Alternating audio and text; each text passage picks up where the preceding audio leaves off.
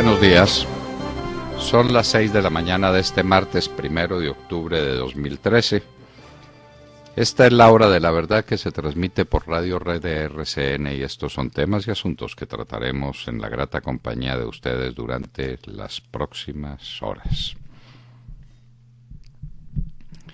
El caso del general Buitrago. ¿Por qué no lo explican quién era el ministro de Defensa Juan Manuel Santos y el general Óscar Naranjo, su subalterno, el hombre a quien escogió para que se fuera a la casa de Nariño como edecán del presidente Uribe? ¿Óscar Naranjo seguirá guardando estos silencios profundos? En el caso del general Santoyo tampoco dijo una sola palabra. Y ahora con el general Buitrago, nada. Asuntos que no lo tocan. Supuestamente es el presidente Uribe, como si el presidente Uribe fuera el jefe de la policía. Era lo que faltaba. De su lado, en Venezuela, el señor Maduro hace maravillas. Como no hay agua en Venezuela, como no hay electricidad en Venezuela, como no hay que comer y no se encuentra comida en los mercados en Venezuela, alguien tiene que tener la culpa. Y Maduro lo encontró, la derecha por supuesto, claro, pero con cómplices. 3 diplomáticos americanos se habían dedicado a sabotear la economía venezolana y lograron el apagón, que se acabara el agua y que se acabara la comida. A esos 3 norteamericanos hay que darles un premio Nobel de alguna cosa, de creatividad. Esto es inaudito. ¿Hasta dónde llega Maduro creyendo en la ingenuidad o en la torpeza del pueblo venezolano que no entienda qué es lo que le pasa? Y que entonces ahora encuentre culpables como los diplomáticos americanos a los que expulsa. No debe tardar. La retaliación diplomática de los Estados Unidos en Venezuela. Maduro dice que no le importan las consecuencias. Vamos a ver cuánto tiempo más dure sin que le importen las consecuencias. Cerrado el gobierno de los Estados Unidos. Cristina Londoño nos lo contará hoy desde allá. ¿Qué fue lo que pasó a medianoche? El presidente Obama, al filo de la medianoche, declaró que el gobierno federal se cierra. Permanecen en funcionamiento los servicios estratégicos fundamentales. El gobierno se cierra. Se cierra la Estatua de la Libertad, por ejemplo. Cristina Londoño nos contará el alcance de esta circunstancia espectacular. Los Estados Unidos no tienen con qué mantener su gobierno porque no hay aumento en el techo del endeudamiento. Los republicanos no dieron su brazo a torcer y los demócratas se mantuvieron en que no aplazan el Obamacare, el sistema de salud de Obama. En conclusión, cerrado el gobierno de los Estados Unidos. Ya veremos a lo largo de la mañana cuál sea la reacción en los mercados, cuál sea la reacción que en el mundo produzca esta circunstancia excepcional. Santos y Vargas Lleras, unidos en una misma fórmula. Vargas Lleras de Sancho Panza y Santos de Quijote.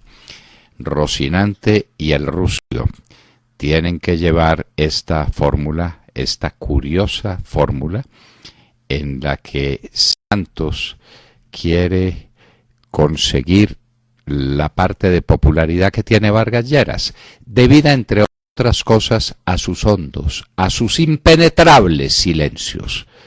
¿Nos quiere decir alguien qué piensa el doctor Vargas Lleras sobre el proceso de paz? ¿Nos quiere decir qué ha opinado a lo largo de todos estos meses cuando ha sido parte del gobierno, parte integrante del Consejo de Ministros y no ha abierto su boca sobre el proceso de paz? A base de silencios se puede conquistar un electorado. Uribe Centro Democrático se llama el grupo ciudadano que empieza la recolección de firmas para proponer la excelente lista de candidatos al Senado con las observaciones que nos hemos permitido hacer en su oportunidad y las listas para la Cámara de Representantes. Y por Uribe Centro Democrático se encontrará el candidato a la presidencia de la República. Esperamos que más pronto que tarde. Ojo, la Mesa Sectorial de Dignidad Agropecuaria se queja otra vez del abandono del gobierno. Se reunieron en Tunja, en el Palacio Arzobispal, a esperar a los delegados del gobierno. El ministro está muy ocupado firmando, el ministro Díaz Granados está muy ocupado firmando TLC con Israel. Y el ministro de Agricultura estará muy ocupado pensando en los problemas de la palma de aceite. Pero no fueron a Tunja. Mandaron funcionarios de tercer nivel que obviamente no tienen ninguna capacidad decisoria. La organización Dignidad Agropecuaria dijo que se le agota la paciencia. Cuando tengamos otra vez las carreteras bloqueadas y tengamos otra vez un gran problema de orden público, entonces el gobierno se acordará de la Mesa de la Dignidad Agropecuaria, la que ha dejado otra vez abandonada. El ELN también quiere hablar de paz, pero que no le mencionen el tema de la entrega de los fusiles, ni de las penas que merecen los delitos atroces que ha cometido, solamente los delitos de lesa humanidad contra el medio ambiente cometidos por el ELN les daría para 10.000 años de cárcel a cada uno de sus integrantes. Pues no, ellos quieren discutir los temas políticos, económicos y sociales del país, es decir, convertirse en un Congreso de la República. Parece que son ahora 1.500 o 2.000 fascinerosos de esos narcotraficantes, todos o en su inmensa mayoría, y hay que hacerles un Congreso de la República, como a los 7.000 de las FARC les organizaron otro. Lo que hicimos los colombianos, constituyendo un Congreso con 12 millones de votos, no significa nada. Hay que hacerle un Congreso especial al señor París y a Márquez y a Timochenko, y otro Congreso especial para Pablito y para Gavino. Esto es una maravilla, esta sí es la democracia plena. Cayó otra vez el desempleo en Colombia, son los milagros del Dani. Toda la economía colombiana está en contracción, toda. Se pierden empleos en todos los sectores, en la industria, en el campo, en la construcción. Las cifras son inocultables en esa materia, pero el desempleo baja. Por eso no han dejado ir al hombre del DANE. Un hombre que es capaz de producir semejantes milagros debiera ser candidato por ahí a 3 premios Nobel de Economía. No nos cabe ninguna duda. En el campo internacional tenemos que el embajador sirio ante la ONU dijo que la oposición siria era equivalente a los bandidos que atacaron las Torres Gemelas de Nueva York el 11 de septiembre del 2001. Ustedes podrán comprender que no cayeron muy bien esas declaraciones en el gobierno de los Estados Unidos. En Kenia hay 39 desaparecidos más después del asalto al centro comercial de Nairobi. Y volvamos para despedirnos en el análisis de las noticias importantes que tenemos que comentar con ustedes hoy, que la directora del IDU es la enésima funcionaria que considera inaguantable al alcalde Petro. Al alcalde Petro se le van todos los funcionarios. No ha sido capaz de constituir un gobierno y lleva más de 1 año y medio, casi 2 años de gestión, y no hay funcionario que lo resista.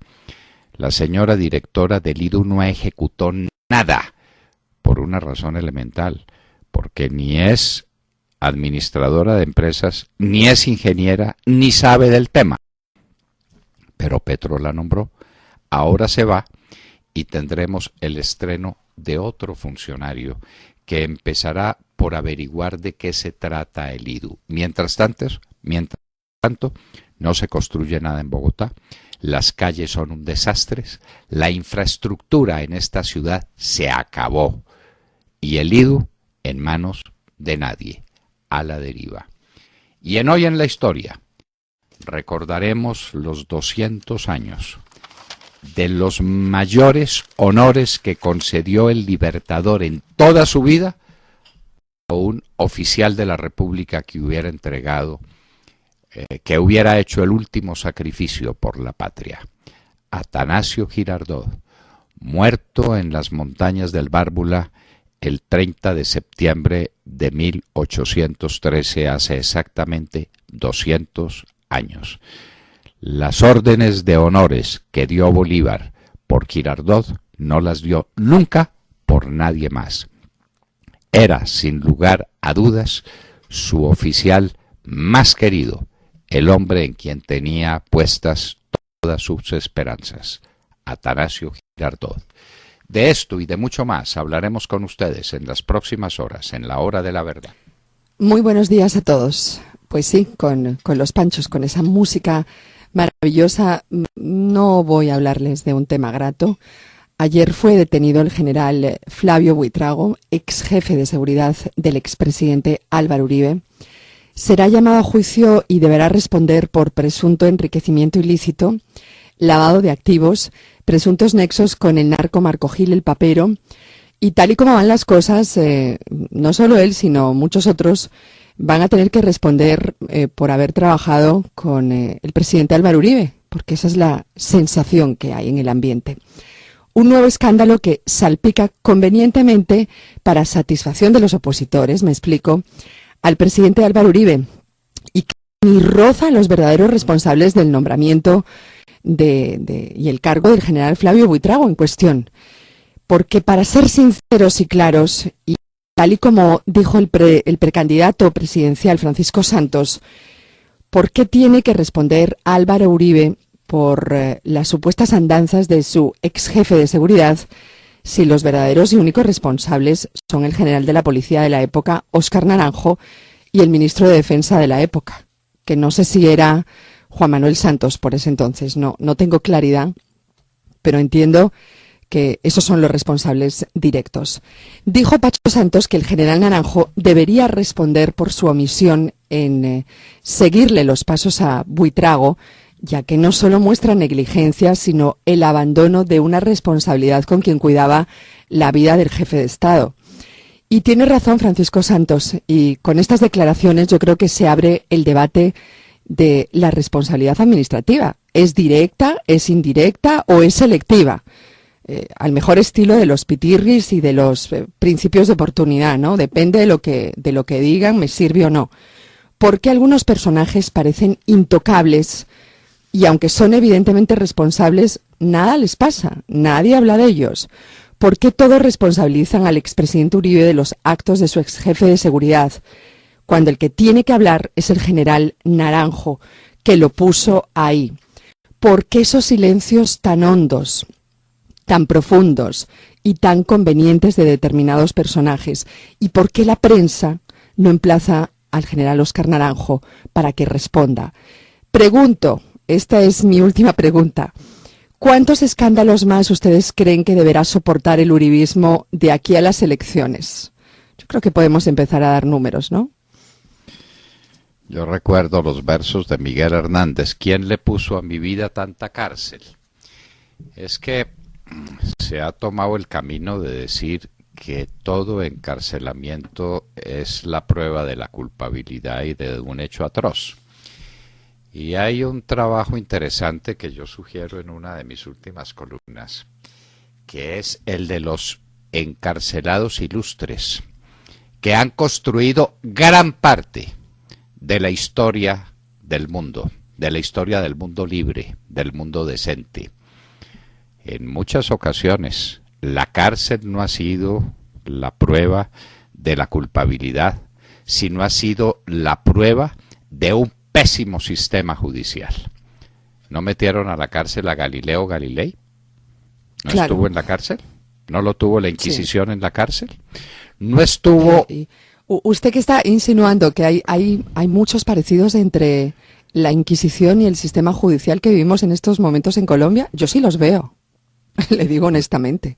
¿No estuvo Juan de la Cruz en la cárcel durante 5 años? ¿Recuerda al regresar cómo empezó, volvió a su cátedra de teología diciendo, decíamos ayer, Juan de la Cruz? ¿Recuerdan ustedes toda la cárcel que sufrió la oposición en Rusia, los gulags? ¿No recuerdan? Solzhenitsyn, Claro. por ejemplo, Sájarov. ¿Cuántos fueron los mártires de un sistema judicial atroz, espantable, en tantas partes? ¿Qué tal la carcelcita que consistía en los campos de concentración? Y dígame, ¿esa es una humillación para los judíos? ¿Fueron ellos los culpables o los culpables fueron los nazis que los persiguieron de manera tan inclemente? ¿Quieren que hagamos una buena y larga lista de los encarcelamientos atroces que ha registrado la humanidad? Bueno, pues este caso del general Buitrago tiene aristas particulares, porque pues al uribismo resolvieron meterlo a la cárcel, entonces ya un columnista del Tiempo dice, por ejemplo, que Luis Alfredo Ramos es un delincuente espantoso, porque se reunió una vez, se reunió con una persona que estaba autorizada para reunirse con los políticos para hablar de política, con Ernesto Báez, mientras que el jefe de este columnista se reunió con Raúl Reyes y con la señora Marín en Costa Rica y con Carlos Castaño en el departamento de Córdoba. Eso sí está muy bien, pero Luis Alfredo Ramos está en la cárcel. A ver cómo es esta cosa del encarcelamiento de los uribistas. Y aquí tenemos el ejemplo. El general Flavio Buitrago y el general Oscar Naranjo, mudo. Él mudo.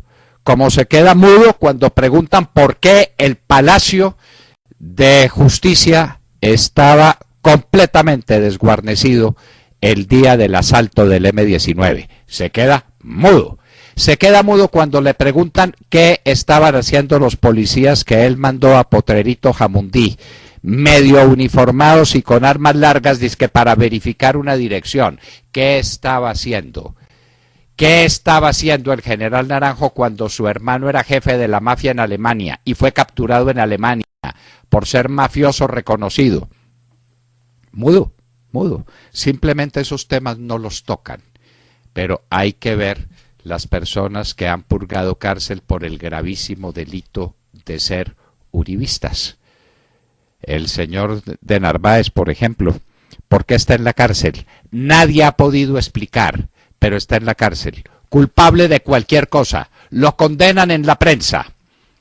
Está condenado por la prensa el coronel Oscar Mejía Gutiérrez. De héroe a villano, dijo la revista Semana. Merece cárcel. Merece las llamas del infierno. ¿Dónde están las pruebas? Una sola de que el coronel Oscar Mejía Gutiérrez hubiera sido un aliado de las autodefensas. Al contrario, ¿cómo las combatió? ¿Y cómo combatió a las FARC? ¿Y cómo liberó de todas esas presiones horrendas a la gente del departamento del Cesar? ¿Y cómo se batió por la patria en tantas ocasiones? Cárcel, cárcel, porque es cercano al presidente Uribe. Aquí vamos a tener que abrir los ojos. ¿Será que ese es un delito? Pregunto, ¿será que ese es el delito para algunos? ¿Ser cercano al presidente Uribe? Pues es la conclusión a la que estamos llegando. Sí. Es la conclusión a la que estamos llegando. Pues es que mire usted que hay unas personas que están próximas a recibir una sentencia de la Corte Suprema de Justicia porque tal vez dieron unos empleos, es lo que están diciendo, unos empleos para conseguir que una representante votara de una determinada manera. ¿Y la mermelada? ¿Qué es la mermelada? ¿Y el roscograma judicial, doctor Londoño? Ah, sí, en esos puestos ahí no importa. No, ahí no importa, no para nada, pero ¿qué va a importar? Y las reuniones, las relaciones de Giorgio Sale con los altos magistrados, Tampoco importa. eso tampoco importa, para nada. Tomando trago y festejando en las corralejas allá en Sucre, en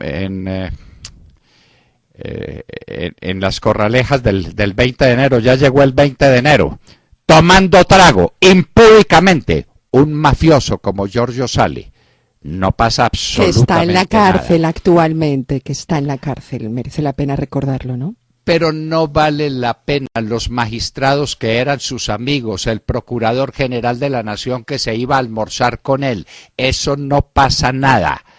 Ay de que un uribista hubiera sido amigo de Giorgio Sale. Ay, amigo no. ¿Y se acuerda de los botines? ¿Usted no se acuerda de la historia de los botines? De mi entero gusto. De mi entero gusto.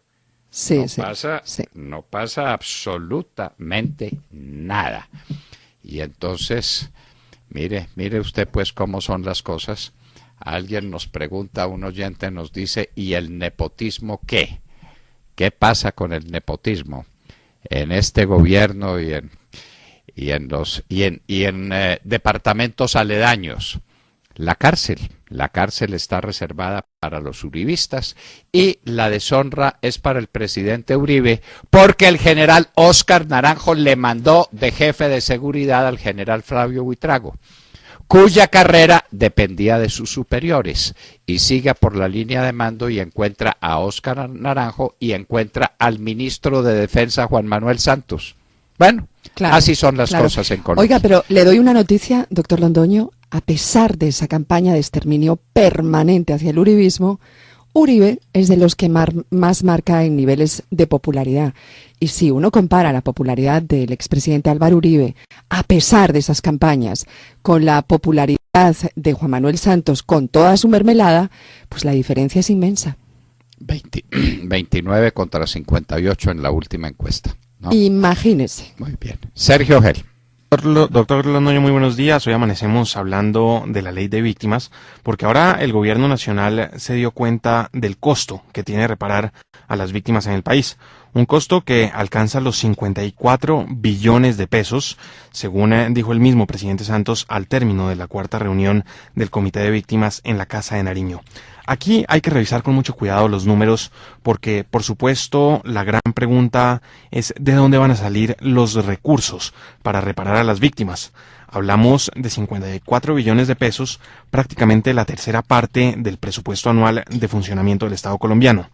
Y hay que ver cómo se están dando y cuantificando las reparaciones, porque el presidente Santos, por ejemplo, le ordenó ayer al ministro de Vivienda mantener la prioridad de la entrega de las 100.000 viviendas a los desplazados, es decir, que por aquí se estarían empezando a repartir, según las cuentas del gobierno, esos 54 billones de pesos. No podemos... Entonces lo de las viviendas no era para los más pobres de los pobres, sino para las víctimas. Pues se la pongo más fácil. Lo que está pasando es que están mezclando peras con manzanas. Están mezclando temas. Cuando salió la ley de víctimas, aquí en La Hora de la Verdad preguntamos, ¿son 20 millones de pesos? Ahora son más, porque eso estaba calculado en salarios mínimos, ¿no? En su momento eran 20 millones de pesos por víctimas y hablaban de 3 millones de víctimas, son 60 billones de pesos. ¿Dónde existen? ¿Dónde están? Muéstrenlos en el presupuesto nacional. Pura farsa. Y ahora sale el presidente Santos y dice que eso es de aquí a no sé cuánto tiempo. ¿Dónde está en la ley? Claro. Muéstreme la ley y dígame dónde dice la ley que a las víctimas hay que indemnizarlas en no sé cuántos años. Es que es parte de la farsa. La farsa esa que hizo Juan Manuel Santos con la ley de víctimas, porque todo aquí es farsa, todo es cuento, todo es promesa.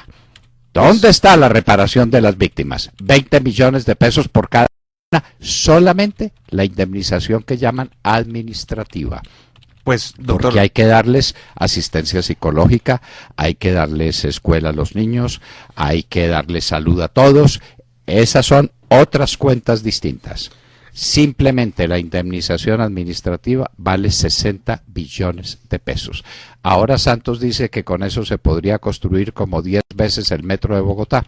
Quiero oírlo de la propia voz del presidente Santos. La tenemos acá. Mire lo que dijo el presidente Santos con respecto a eso, doctor Pero en Londoño. esos 10 años el costo estimado era de 54 billones de pesos. ¿Eso a qué equivale?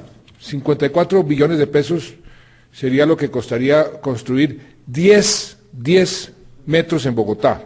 O con esa plata podríamos construir 6.000 megacolegios en el 6.000 megacolegios en el país entero, que podrían darle educación a 9 millones de niños, es decir, más de los niños que hoy tenemos en el colegio. De esas actitudes estamos hablando. O podríamos construir con esa plata 1.350.000 viviendas, como las 100.000 viviendas gratis que estamos entregando. Ahí lo tiene. Es decir, que podríamos resolver cualquiera de los grandes problemas del país, pero los dedicamos a las víctimas. ¿Y quién hizo eso? Juan Manuel Santos. Pues él. Y ahora Claro. está hablando de un plazo de 10 años. ¿Quién se lo concedió? Sí. ¿Quién se lo concedió? Y hay que tener mucho cuidado, doctor Londoño, porque es que de verdad yo lo que está viendo uno es que están embolatando a la gente. Les están haciendo creer que son, digamos, que asistencia que están recibiendo es por su calidad de víctimas y no por su calidad de ciudadanos colombianos que tienen el mismo derecho que todos los demás para recibir temas como, mire, dijo el presidente Santos que hoy más de 2.200.000 víctimas están afiliadas al sistema de salud. ¿Acaso hay que ser víctima para estar afiliado al sistema de salud? ¿Acaso no es un derecho fundamental de los colombianos? Dice también el presidente que 1 millón de víctimas tiene acceso a la educación. ¿Acaso no ese es un derecho fundamental? Es decir, hay una confusión y se está creando una confusión porque están mezclando temas de derechos fundamentales con temas de reparación de víctimas. Pero la indemnización administrativa sí es solamente para las víctimas. Y Correcto. eran, hace 3 años, 20 millones de pesos por cada uno. Ahora deben ser 21 o 22 Pues, o 23. Habría que hacer la cuenta, no importa. Dice el presidente que se han reparado hasta la fecha 317.000 víctimas con un costo cercano a los 2 billones de pesos. Aquí, por supuesto, nos seguimos preguntando dónde están esos recursos, de dónde están saliendo esos 2 billones y, por supuesto, si no será que están metiendo gato por liebre, maquillando de nuevo derechos fundamentales. Tampoco sale la cuenta. Multiplique eso por 20 millones y no le da la cifra. Claro que no le da. Es que todo esto es un sartal de mentiras. Todo de arriba abajo. Este es el gobierno que convirtió la mentira en una forma de hacer administración pública. Y nos vamos para los Estados Unidos porque allá está pasando una cosa de una gravedad inmensa, y es que al filo de la medianoche,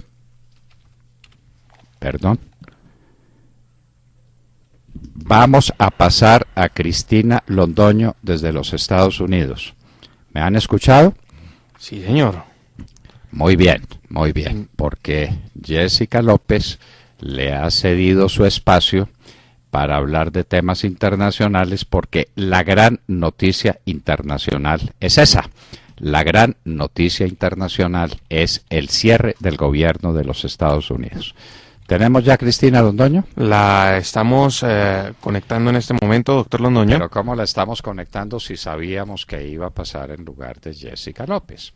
Claro Entonces, que sí, ya la historia es que la estamos conectando en este momento. está ya conectada en este momento, doctor Londoño. Bueno. Ahí está lista. Cristina Londoño, muy buenos días.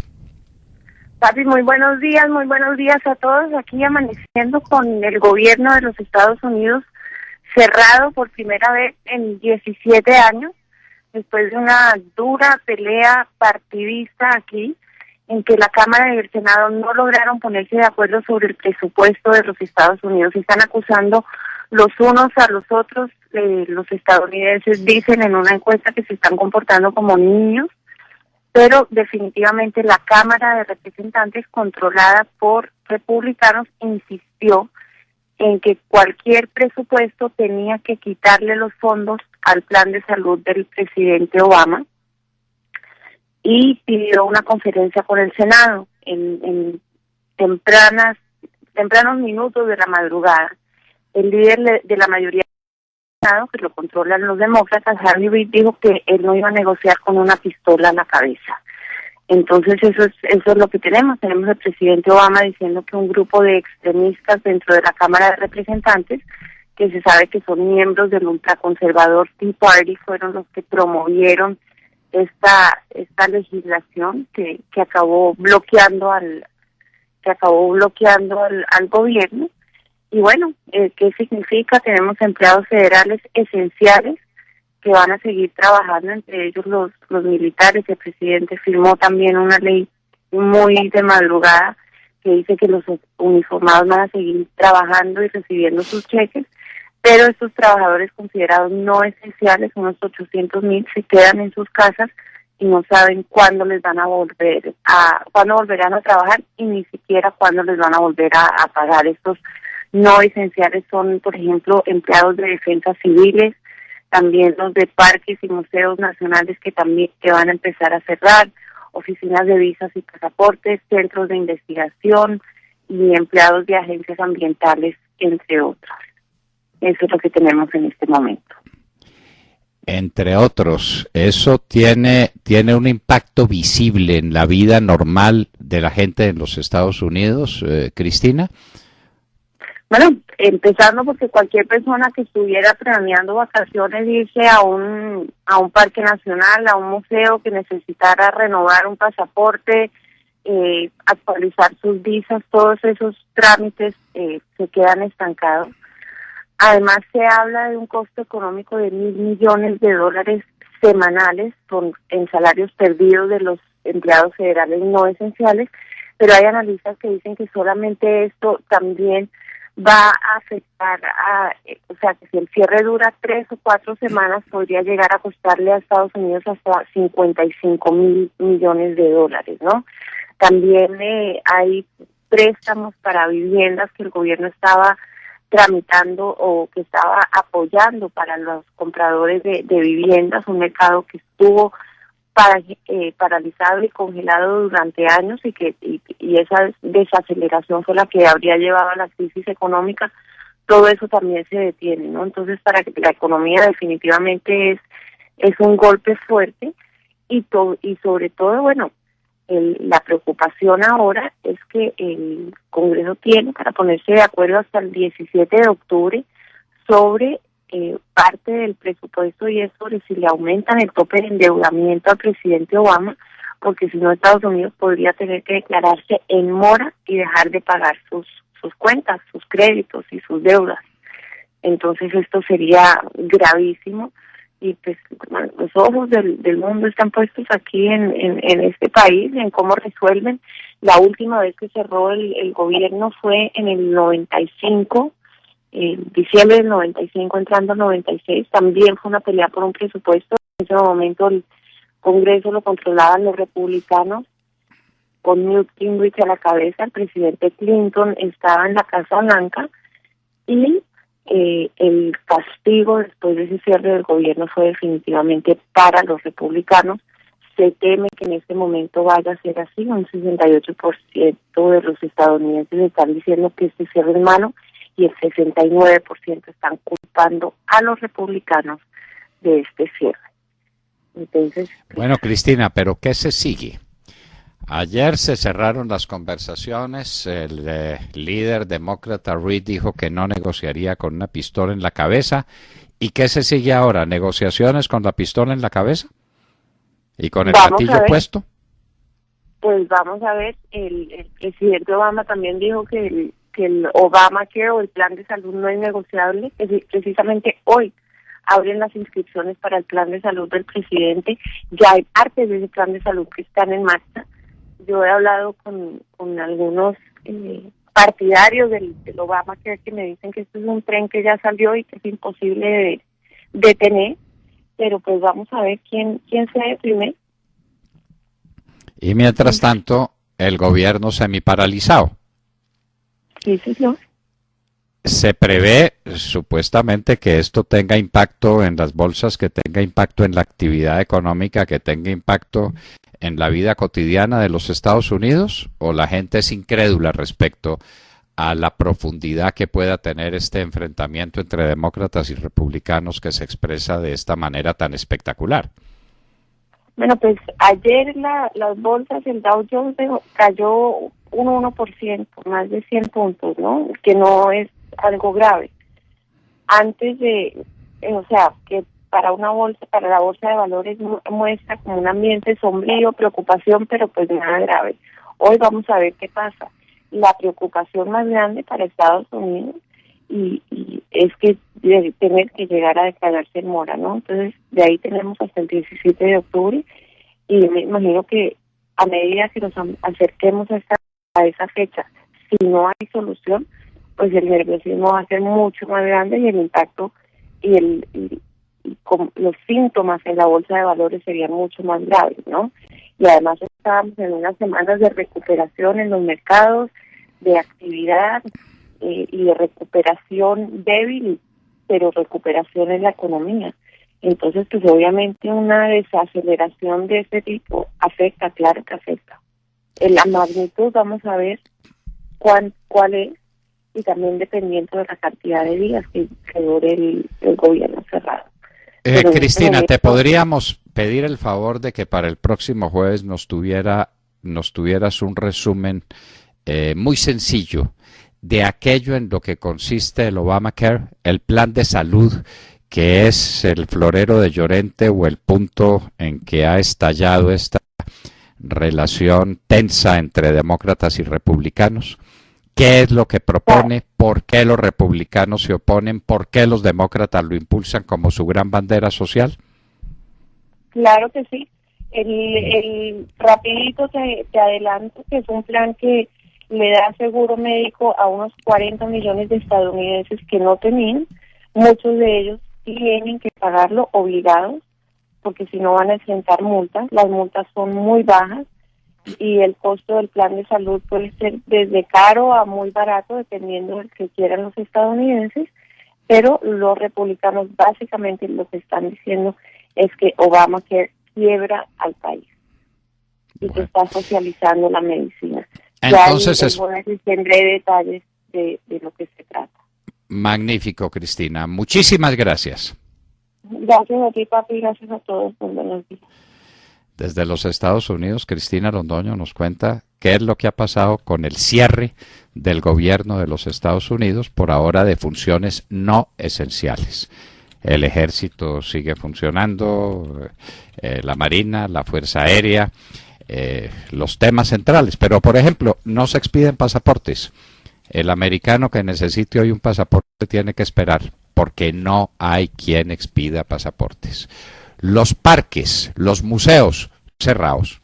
La Estatua de la Libertad, doctor Londoño, por sí, no ir más muy lejos, representativo. La Estatua de la Libertad, que la habían Sí. reabierto hace 13 semanas porque la tuvieron que reparar tras el Sandy, tras la tormenta que azotó Nueva York. Y ahora Pienso volvieron a en la cerrar. ciudad de Washington, que es un punto de llegada de turismo de los Estados Unidos gigantesco. Washington vive del turismo americano. Claro. ¿Qué va a ver la gente? Va a ver los museos. Los museos, claro. Todas las casas abiertas donde está la historia de los Estados Unidos, hoy están cerradas. Los viajes a Washington quedan cancelados. A ver qué. Sí, Nada queda funcionando en modo básico el aparato federal. Hasta el 17 de octubre, fecha en la que los Estados Unidos el gobierno de los Estados Unidos entraría en mora en el pago de sus obligaciones. Y ahí sí, esperamos que la cosa nos coja confesados, como solíamos decir. Sí, señor. Sí, señor. Muy bien. Era pues esta situación la que nos planteaba Cristina Londoño desde los Estados Unidos, y rápidamente Alejandro Ramírez, su noticia del día. Buenos días a los oyentes de la Hora de la Verdad. Hoy los saludamos con la noticia del pedido del cardenal Monseñor Rubén Salazar Gómez a los negociadores de La Habana para que no se levanten de la mesa y le impriman celeridad a los acuerdos, en el marco del 6º Congreso Nacional de Reconciliación en el Salón Rojo del Hotel Tequendama de Bogotá. Luego de la denuncia del presidente de la República de las demoras que causa las FARC en los diálogos, en la 68ª Asamblea de la ONU, el jefe de dicha guerrilla, alias Timochenko, amenazó con dar a conocer a los colombianos propuestas del gobierno en la mesa, lo que causó un revuelo por la posible suspensión e inclusive rompimiento de los diálogos en La Habana por el quebranto al pacto de hermetismo y discreción que implicaba dicha amenaza. Monseñor Salazar, en foro realizado el día de ayer, manifestó interpretar la voluntad de los colombianos en su exigencia de la continuidad de los diálogos y que los mismos continuaran a un mejor paso. Respecto a los diálogos, aseveró: lo que más nos angustia en este momento es que esa lentitud terrible que se está viendo en las conversaciones de paz, y necesitamos que sigan dialogando, porque como Iglesia estamos absolutamente convencidos de que el fin del conflicto armado solo se podrá dar mediante el diálogo y la negociación. Por lo tanto, necesitamos que se continúe con voluntad auténtica de paz, tanto de parte del gobierno como de las FARC. El cardenal Rubén Salazar señaló las dificultades que exige una justicia transicional, en la necesidad de que el resultado sea una paz sin impunidad, sin que la justicia conlleve a extremos. Sobre la noticia de la aceptación de la guerrilla del ELN para sentarse a dialogar con el gobierno, Monseñor Salazar señaló la importancia de acordar procedimiento y mecánica del diálogo en la medida en que a la disposición de dialogar difiere de una metodología adecuada para que dichos diálogos se puedan llevar a cabo. ¿Cree usted, doctor Londoño, que dicha guerrilla haga caso del énfasis que hizo el prelado en la necesidad de liberar a todos los secuestrados como un gesto de buena voluntad hacia la paz, luego de su argumento sobre la justicia? Es imposible saberlo. Lo que es muy probable es que el gobierno le haya pedido a Monseñor Salazar que les diera una manito para presionar a las FARC y decirles que tienen que ir presto, porque al paso cansino que traen, las cosas no van para ninguna parte. Habrá que recordar, en honor a la verdad, que desde el primer día, desde el primer momento, las FARC dijeron que no se iban a dejar apresurar, que este era un tema muy largo, que eran 50 años de conflicto, que había que tener paciencia, que no había tiempos ni se comprometían a tiempos. Puede ser que ahora con la presión empiecen a funcionar y hagan rápido, no sabe uno qué, porque hay temas que no tienen solución, especialmente el tema de la impunidad, ese no tiene solución. El tema de la entrega de las armas no tiene solución. El tema de las zonas de reserva campesina como están propuestas no tiene solución. Pero bueno, vamos a ver qué sucede. En todo caso ya los están amenazando, como quedó claro en la columna de uno de los grandes escuderos del presidente Santos, el doctor Silva, el día de ayer en el diario El Tiempo. Y gracias a uno de nuestros oyentes incurrimos en un error hablando de los presos ilustres. Hablamos de Juan de la Cruz, no, estábamos confundidos porque hablábamos de los grandes, no solamente místicos, sino de los grandes pensadores católicos. Era obviamente Fray Luis de León. Hay dos grandes Luises, Fray Luis de Granada y Fray Luis de León. Fray Luis de León fue preso por la Inquisición 5 años y al cabo de los 5 años volvió a su cátedra con aquel famosísimo "decíamos ayer", Fray Luis de León. Gracias a nuestros oyentes, que son lo mejor que tenemos y que nos ayudan cuando incurrimos en lapsus como estos. Pero de todas maneras el tema es apasionante. Los presos ilustres en la historia. Empecemos por un preso bastante conocido, ¿no? Jesús de Nazaret.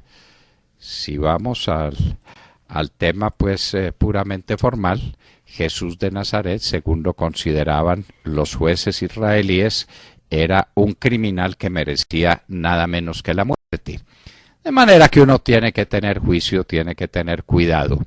Y no es el argumento que pueda utilizarse en política el que la gente vaya detenida. Si fuera así, pues, ¿para qué hablar de la Lubyanka, no? La Lubyanka, ustedes saben, era la cárcel de Stalin, donde a los presos se los tenía sin saber por qué, o se les pegaba un tiro en la nuca sin que supieran a qué horas. Eran presos contra el régimen, todos eran conspiradores, muchos de ellos confesaban sus delitos, como Zinoviev y Kamenev terminaron confesando los delitos, o como Arnaldo Ochoa en Cuba también terminó confesando su delito, drogado como lo presentaron, pero ahí están, y todos los presos que hay en Cuba, los presos políticos que hay en Cuba, señal de que la oposición cubana anda muy descaminada, muy desorientada, porque están presos. Ese es un tema interesante. Gracias a nuestros oyentes, y en un momento estaremos con el senador de la República por el Partido Conservador, José Darío Salazar.